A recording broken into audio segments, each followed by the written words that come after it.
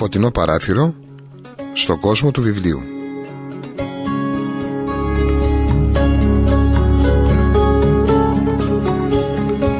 Επιμελείται και παρουσιάζει η Ειρήνη Περβολαράκη. Μια εκπομπή αφιερωμένη στην παρουσίαση βιβλίων κυρίως πνευματικού περιεχομένου, συγγραφέων εγνωσμένου κύρους, με πένα αυθεντική, απλή και καθοδηγητική. Σκοπός της εκπομπής είναι να αποτελέσει πράγματι ένα φωτεινό παράθυρο έμπνευσης και αλήθειας για τους ακροατές.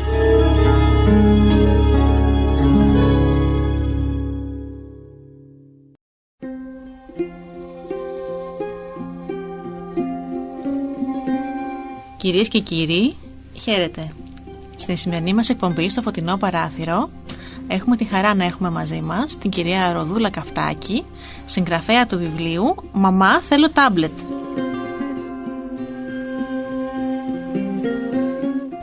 Κυρία Καφτάκη, σας καλωσορίζω. Καλώς σας βρήκα. Χαίρομαι που είμαι κοντά σας. Και εγώ χαίρομαι πάρα πολύ. Εισαγωγικά θα ήθελα να πούμε δύο λόγια από το βιογραφικό σημείωμα της κυρίας Καφτάκη, αν δεν έχετε αντίρρηση. Λοιπόν, είστε εκπαιδευτικός πληροφορικής, συγγραφέας, ομιλήτρια, μαμά 2 αγοριών, εξού και η εμπειρία επί του θέματος, και δημιουργός του Save Kids Project, το οποίο μπορούμε να το βρούμε ως σελίδα στο ίντερνετ. Ναι. Θα πούμε στη συνέχεια. Σπουδάσατε μηχανικός ηλεκτρονικών υπολογιστών στο Πολυτεχνείο Πατρών. Αποκτήσατε μεταπτυχιακό δίπλωμα από το Τμήμα Επιστήμης Υπολογιστών του Πανεπιστημίου Κρήτης, καθώς και παιδαγωγικό πτυχίο από την ΑΣΠΕΤΕ. Και φυσικά έχετε και εκτεταμένη επιμόρφωση στα θέματα του βιβλίου, που είναι η ασφαλής χρήση του διαδικτύου και των μέσων κοινωνικής δικτύωσης, η πρόληψη και αντιμετώπιση του διαδικτυακού εθισμού, η πρόληψη και αντιμετώπιση επίσης του σχολικού εκφοβισμού. Έχετε λάβει μετεκπαίδευση στην ψυχολογία και παιδοψυχολογία, τον νευρογλωσσικό προγραμματισμό, τη συστημική οικογενειακή θεραπεία και την αποτελεσματική επικοινωνία όσον αφορά τις ανθρώπινες σχέσεις. Ενώ τα τελευταία 10 χρόνια σας εμπνέει και υπηρετείτε ένα όραμα. Να κινητοποιήσετε λοιπόν τους ψηφιακούς πολίτες να αναλάβουν δράση για έναν καλύτερο και ασφαλέστερο ψηφιακό κόσμο για όλους, όπως γράφετε στο σημείωμά σας. Και στο πλαίσιο αυτό πραγματοποιείται ομιλίες και βιωματικά σεμινάρια, εμπνέοντας τους σύγχρονους πολίτες να αποκτήσουν ψηφιακή παιδεία. Και αυτό νομίζω είναι η φράση κλειδί, έτσι, ψηφιακή παιδεία, και να μεγαλώσουν υπεύθυνα παιδιά, ανακαλύπτοντας τα μυστικά της αποτελεσματικής διαπαιδαγώγησης στην ψηφιακή εποχή. Θέλω να σας ευχαριστήσω πάρα πολύ για το σκοπό που υπηρετείτε ως άνθρωπος, ως πολίτης και ως μητέρα. Και εγώ σας ευχαριστώ που μου δίνετε την ευκαιρία εδώ να μοιραστώ όλες αυτές τις γνώσεις, τις αγωνίες και τις εμπειρίες μου μαζί σας, με το κοινό σας, και αυτά που διαβάσατε έτσι με πάνε και εμένα λίγο πίσω και λέω πώς ξεκίνησαν όλα αυτά. Η αλήθεια είναι ότι ξεκίνησαν από μια ανάγκη, μια ανάγκη να βοηθάω εκεί που μπορώ να βοηθάω. Στα 20 χρόνια που είμαι εκπαιδευτικός ανακάλυψα ότι τα παιδιά έχουν όλο και πιο πολύ χρόνο μπροστά στις οθόνες, ενώ ταυτόχρονα δεν έχουν τις αντίστοιχες γνώσεις και δεξιότητες να ανταπεξέλθουν στον ψηφιακό κόσμο. Αυτό μου προκάλεσε μια αγωνία, μια ανησυχία. Είδα τους γονείς απελπισμένους να χάνουν τον έλεγχο, γιατί όλα μπήκαν στη ζωή μας πάρα πολύ γρήγορα, μας βρήκαν απροετοίμαστους. Η τέταρτη βιομηχανική επανάσταση μπήκε στη ζωή μας, δεν καταλάβαμε πώς έγιναν όλα, πώς μπήκαν στη ζωή μας τόσες ηλεκτρονικές συσκευές στα σπίτια μας, στα αυτοκίνητά μας τα τελευταία χρόνια. Δεν ήμασταν προετοιμασμένοι γι' αυτό. Εμείς ως γονείς και εκπαιδευτικοί είμαστε οι ψηφιακοί μετανάστες, ήρθαμε από την αναλογική εποχή, καμία εμπειρία από τα παιδικά μας χρόνια για τον ψηφιακό κόσμο, και καλούμαστε να μεγαλώσουμε ψηφιακούς πολίτες, τους λεγόμενους ψηφιακούς ηθαγενείς που γεννιούνται στην εποχή αυτή. Και έχουμε τη μεγάλη ευθύνη να τους δώσουμε εφόδια για κάτι που δεν μας είναι γνώριμο. Στο οποίο δεν έχουμε εκπαιδευτεί, ούτε έχουμε την αντίστοιχη εμπειρία από τη δική μας παιδική ηλικία. Δεν έχουμε εμπειρία ούτε για τις συνέπειες, γιατί όλο αυτό είναι τόσο καινούριο. Οπότε το τι είναι καλό ή κακό δεν είναι τόσο ξεκάθαρο όσο. Δεν λάβαμε γνώση από τους γονείς μας, ενώ για το πώς θα αλλάξουμε πάνα, πώς θα ταΐσουμε ένα παιδί, αν θα θυλάσουμε. Όλα αυτά λίγο πολύ μας τα λέγαν και οι γονείς μας αφήσανε μια πρίκα πάνω σε αυτό. Στον ψηφιακό κόσμο δεν έχουμε εμπειρίες και γνώσεις. Και εκεί που καταλήγουμε είναι να βλέπουμε παιδάκια 2, 3, 4 και μεγαλύτερα φυσικά να είναι μπροστά σε ένα κινητό ή σε ένα τάμπλετ για να φάνε ή για να κάνει η μαμά της δουλειά του σπιτιού ή για να μπορέσει να φάει το ζευγάρι στο εστιατόριο. Όταν το βλέπετε σε αυτό, τι αισθάνεστε? Ναι. Κοιτάξτε, πάντα τίθεται το ερώτημα γιατί συμβαίνει αυτό. Με είχε απασχολήσει πάρα πολύ και στο βιβλίο μου υπάρχει και ξεχωριστό κεφάλαιο γιατί συμπεριφερόμαστε τόσο διαφορετικά στο φυσικό και στο ψηφιακό κόσμο. Και τι εννοώ? Οι Έλληνες γονείς και οι σύγχρονοι γονείς γενικότερα νοιαζόμαστε πάρα πολύ για τα παιδιά μας. Είμαστε υπερπροστατευτικοί σχεδόν. Μας ονομάζουν και γονείς ελικόπτερα, ότι πετάμε πάνω από τα παιδιά μας και ελέγχουμε κάθε τους κίνηση, με ποιους κάνουν παρέα, τους φίλους τους. Η Ελληνίδα μαμά έχει ταυτιστεί με τη φράση «ζακέτα να πάρεις». Και ο σύγχρονος πατέρας εμπλέκεται στη διαπαιδαγώγηση των παιδιών πολύ περισσότερο από ό,τι παλαιότερα. Άρα έχουμε την πρόθεση και τη θέληση. Θέλουμε το καλό των παιδιών μας και δεν μας αρκούν τα βασικά. Τους παρέχουμε νερό, στέγη, φαγητό, εκπαίδευση. Θέλουμε το παραπάνω από το παιδί μας. Για το παιδί μας. Τι συμβαίνει λοιπόν και συμπεριφερόμαστε τόσο διαφορετικά στο ψηφιακό κόσμο και του δίνουμε με τόσο μεγάλη ευκολία μια ηλεκτρονική συσκευή που αποδεδειγμένα βλάπτει πολλές πτυχές της ζωής του? Το γνωρίζουμε αυτό? Αυτό. Το ερώτημα λοιπόν είναι, και η απάντηση πολύ συχνά είναι το βόλεμα. Όλοι θα ομολογήσουμε ότι είναι βολικό. Γιατί οι σύγχρονοι γονείς έχουμε πολύ ανάγκη από λίγο χρόνο ξεκούρασης, λίγο χρόνο να μην ασχοληθούμε με το παιδί, να κάνουμε δικά μας πράγματα. Εργαζόμαστε πάρα πολύ στη σύγχρονη εποχή.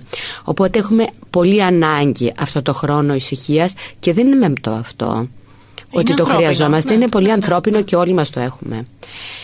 Είμαι όμως βέβαιη ότι 9 στους 10 γονείς θα τροποποιούσαν τις συνήθειες αυτές αν είχαν γνώση κινδύνου. Ακριβώς. Άρα εγώ πιστεύω πάρα πολύ ότι είναι η άγνοια που οδηγεί τους γονείς σε τέτοιου είδους κινήσεις. Φαίνεται ακίνδυνο. Ναι. Φαίνεται ακίνδυνο, όχι μόνο φαίνεται ακίνδυνο. Είναι μέσα στη μόδα. Προβάλλεται με ένα κοινωνικό προφίλ, είναι κοινωνικά αποδεκτό και επιβεβλημένο πλέον κοινωνικά. Και όλοι το έχουν. Θεωρείται και δεξιότητα. Θεωρείται ναι ότι είσαι μες στη μόδα, θεωρείται ότι είσαι σύγχρονος, θεωρείται δείχνει ένα κοινωνικό στάτους, μια οικονομική άνεση, ότι μπορώ να πάρω στο παιδί μου ένα πολύ ακριβό κινητό, ένα τάμπλετ. Άρα και ως γονιός αισθάνομαι και ωραίο όταν το κάνω. Και θα αισθανόμουν ίσως και μειονεκτικά αν του το στερούσα. Δηλαδή υπάρχει όλο αυτό το προφίλ. Και ποια είναι τώρα η διαφορά? Η μόδα και η νέα τάση της μόδας επιβάλλει ψηφιακή παιδεία και ψηφιακή ασφάλεια. Μάλιστα. Δεν επιβάλλει iPad.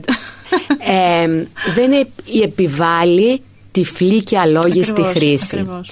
Και το παράδειγμα το έχουν δείξει οι ίδιοι οι δημιουργοί. Ο ίδιος ο Steve Jobs είχε δηλώσει ότι δεν έδινε iPad στα παιδιά του και iPhone.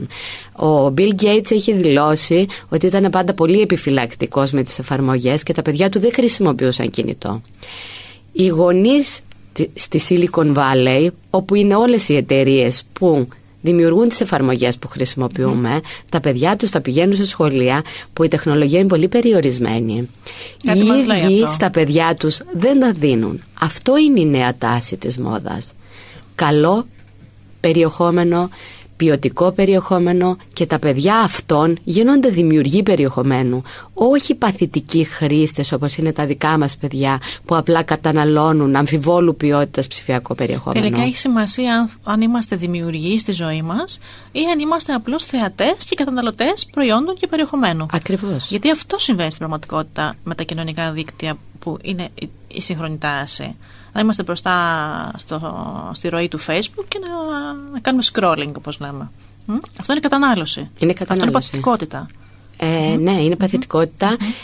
Μεγαλώνουμε ψηφιακούς πολίτες. Τι σημαίνει όμως μεγαλώνω ένα ψηφιακό πολίτη? Ψηφιακός πολίτης θα πρέπει να έχει βασικά χαρακτηριστικά. Να έχει ψηφιακές δεξιότητες, ψηφιακή νοημοσύνη, να μπορεί να κρίνει, να είναι δημιουργός.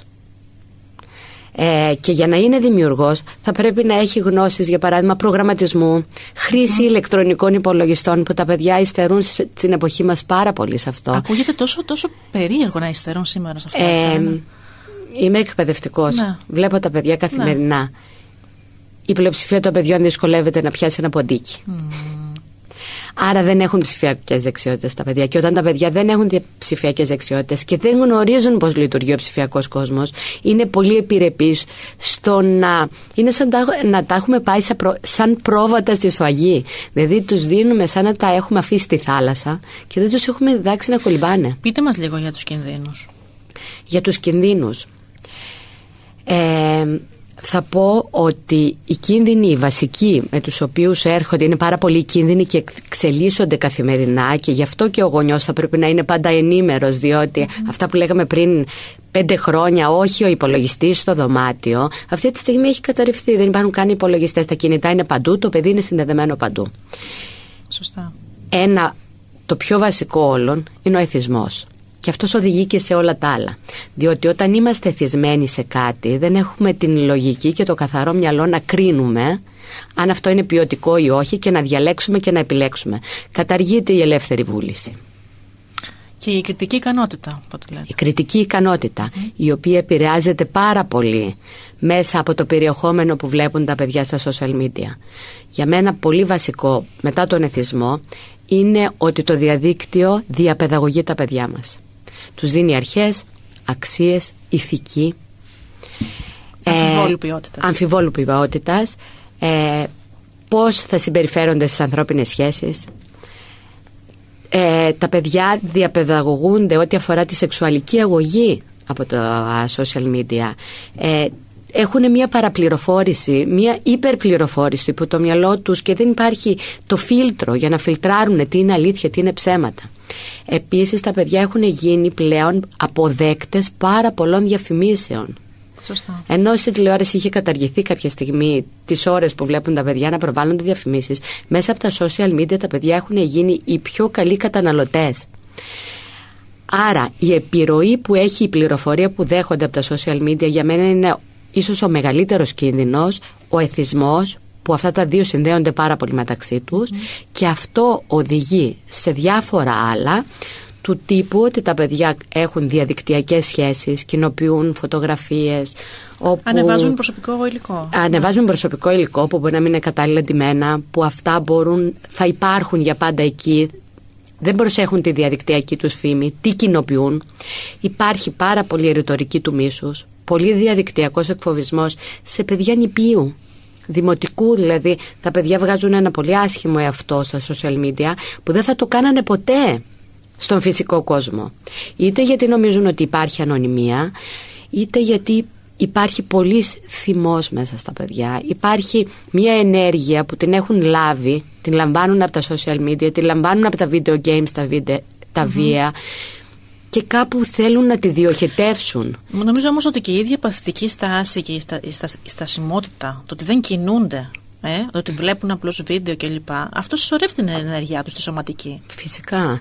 Και η σωματική, που τα παιδιά της ψηφιακής εποχής δεν περνάνε έξω ούτε μισή ώρα την ημέρα. Δηλαδή λιγότερο από ότι ένας φυλακισμένος. Ναι, ισχύει. Δεν εκτονώνονται σωματικά, δεν έχουν την ευκαιρία να εκφράσουν τα συναισθήματά τους με υγιείς τρόπους, άρα τα εκφράζουν με βίους τρόπους ή με μη οικολογικούς τρόπους, όπως λέμε.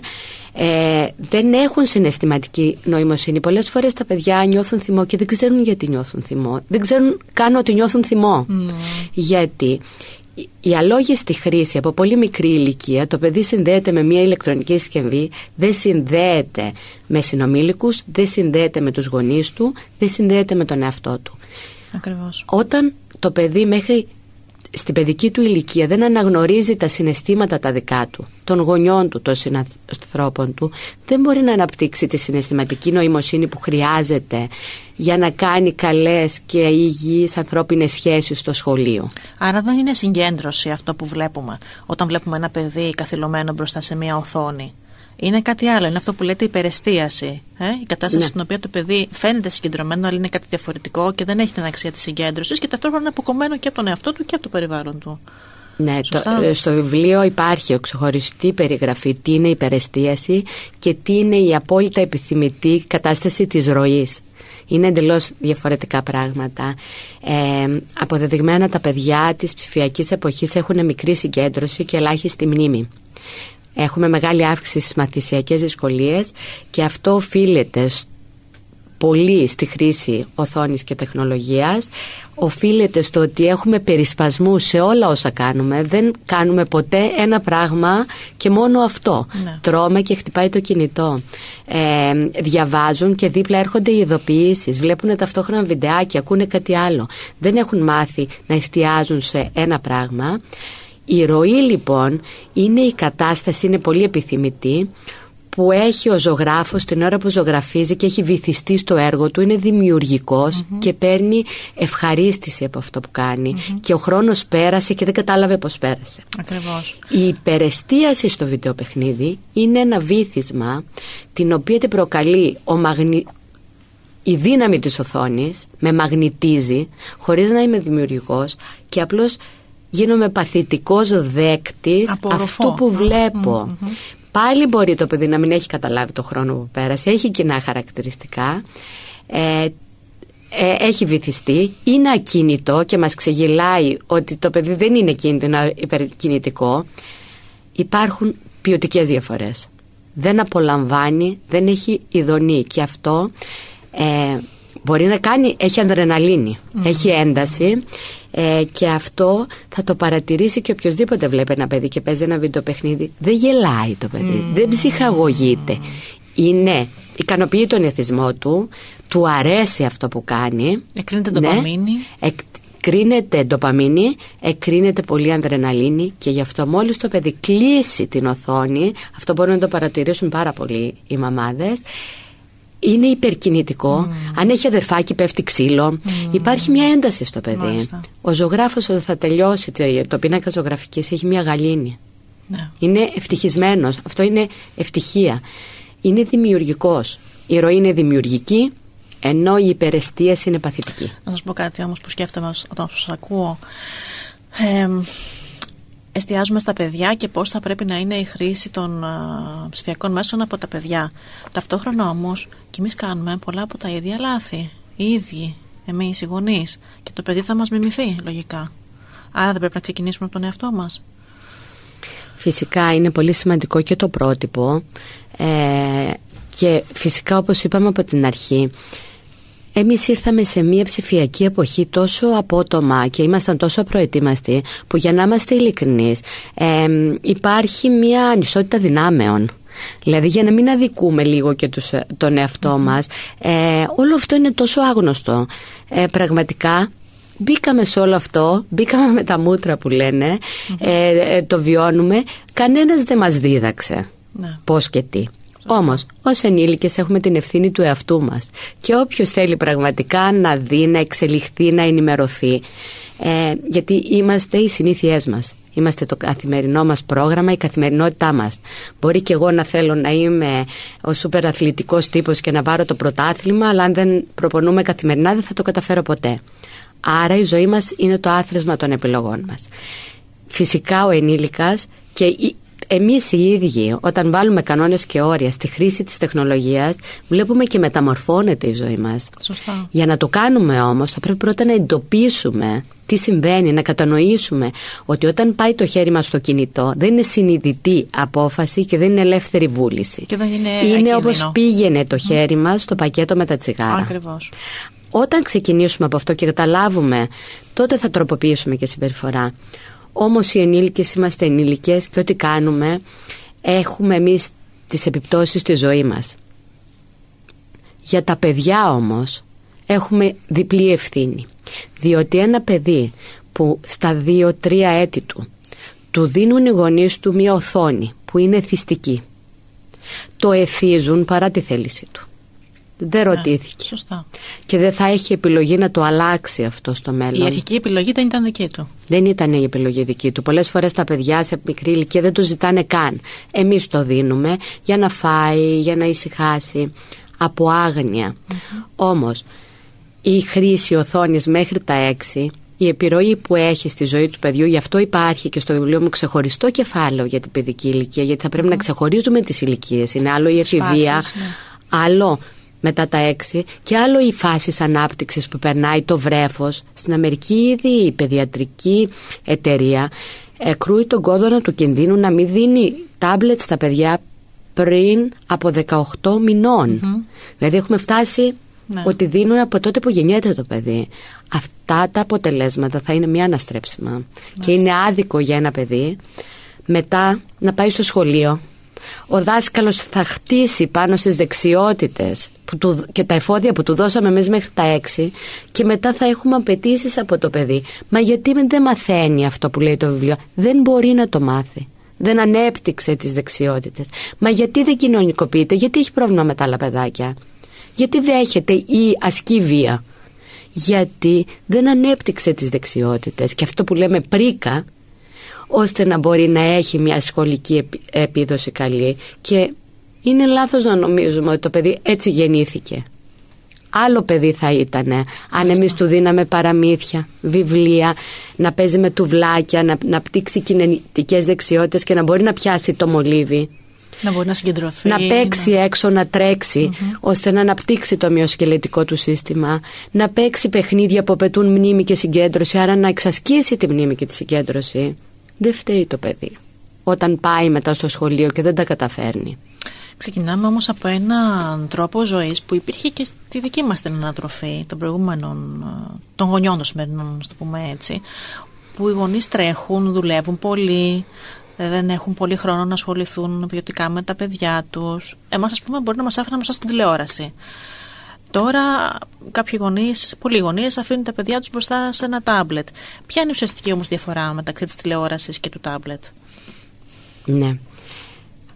Αρχικά να πω έτσι λίγο απλά, για να το καταλάβει πολύς ο κόσμος, ότι η βασική διαφορά της τηλεόρασης από τον ψηφιακό κόσμο, και όταν λέμε ψηφιακό κόσμο μιλάμε περισσότερο για τα social media και κάποια διαδικτυακά παιχνίδια. Η βασική διαφορά είναι ότι η τηλεόραση δεν μας παρακολουθεί.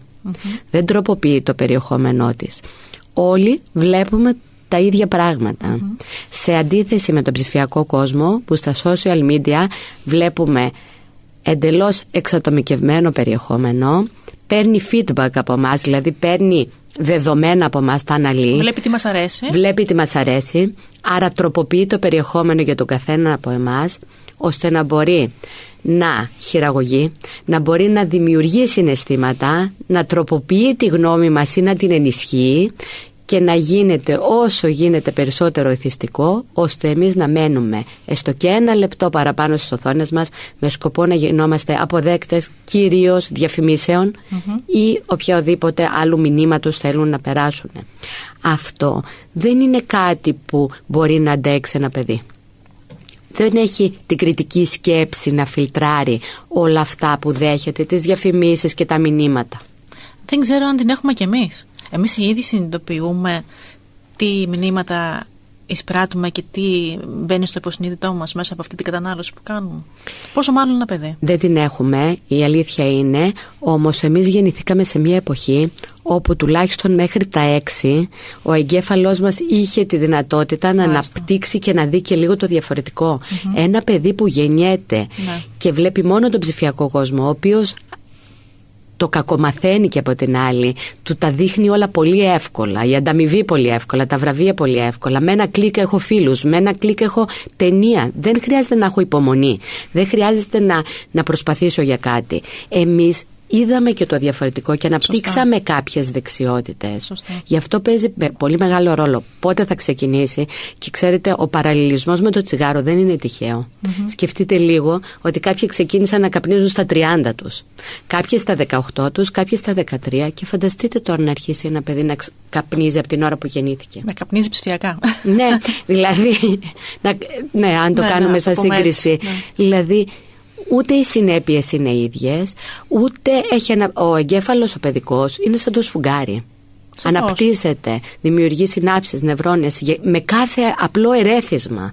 Ποιος διαπαιδαγωγεί τα παιδιά μας, ποιος τα μεγαλώνει?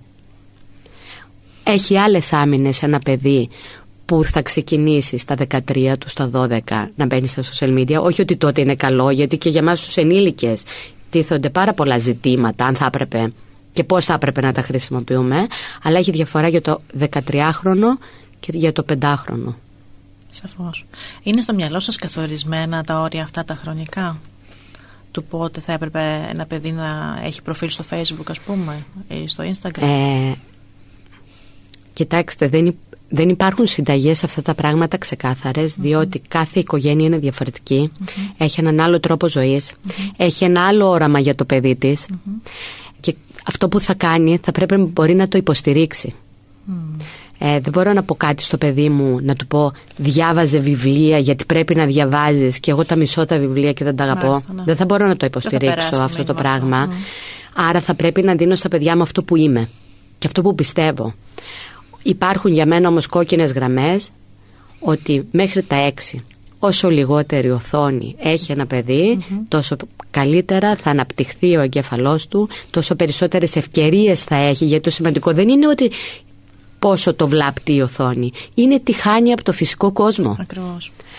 Αν το παιδί δεν έχει αυτά που χρειάζεται απαρατήτως, για μένα είναι ότι όταν στερούμε από το παιδί μας το παιχνίδι, τον ύπνο που είναι ζωτική σημασία για το παιδί, και εκεί αυτό το λέω και για τα μεγάλα παιδιά, ένα παιδί θέλει 8 με 13 ώρες απαραίτητος να έχει ύπνο για καλή ψυχική υγεία, για καλή σωματική υγεία, ανάλογα για σχολική επίδοση. Ναι. Αν του στερούμε τον ύπνο, είναι αμέλεια. Αν του στερούμε παιχνίδι, είναι αμέλεια. Το έχει ανάγκη το παιδί να μπορεί να βγει να παίξει έξω. Συναναστροφή με συνομήλικους, αυτά είναι για μένα κόκκινες γραμμές. Θα πρέπει να τα παρέχουμε στα παιδιά μας. Οπότε, πόσος χρόνος μένει για την οθόνη, αν κάνουμε όλα όσα πρέπει, σωστή διατροφή, ύπνος, αυτά είναι τα εφόδια που πρέπει να έχει το παιδί. Κυρία Καυτάκη, έχω πάρα πολλές ερωτήσεις στο μυαλό μου και ο χρόνος δεν μας φτάνει. Οπότε θα ήθελα να σας ζητήσω να κάνουμε μια ακόμα εκπομπή πάνω στα θέματά μας, αν δεν έχετε αντίρρηση. Με μεγάλη χαρά, μου αρέσει τόσο πολύ να συζητάω για αυτά τα θέματα. Και έχει πραγματικά μεγάλη αξία, ένα φλέγον θέμα. Κλείσατε με το πώς πρέπει να είναι τα πράγματα, πέρα από το πώς δεν πρέπει να είναι, και νομίζω σε αυτό πρέπει να εστιάζουμε, ειδικά ως γονείς. Το κρατάμε αυτό. Και θα ήθελα στην επόμενη συζήτησή μας με το καλό να δούμε λίγο κινδύνους που δεν έχουμε βάλει στο μυαλό μας περισσότεροι, αλλά πρέπει να τους βάλουμε. Ναι. Έτσι, για το καλό των παιδιών μας. Ναι. Εγώ θα κλείσω στο ότι ναι στην τεχνολογία με ψηφιακή παιδεία. Να μεγαλώσουμε υπεύθυνους ψηφιακούς πολίτες που να είναι συνειδητοί στο τι κάνουν, να έχουν γνώσεις και να είναι κυρίως δημιουργοί. Και να έχουν τον έλεγχο. Να έχουν τον έλεγχο. Ευχαριστώ πάρα πολύ. Ευχαριστώ και θα ξαναπούμε. Να είστε καλά.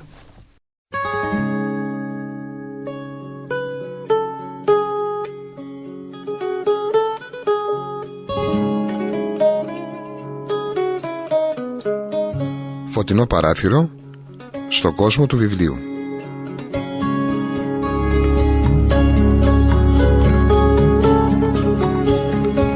Επιμελείται και παρουσιάζει η Ειρήνη Περβολαράκη.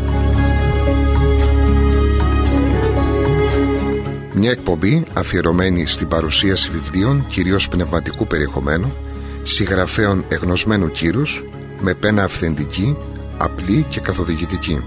Σκοπός της εκπομπής είναι να αποτελέσει πράγματι ένα φωτεινό παράθυρο έμπνευσης και αλήθειας για τους ακροατές.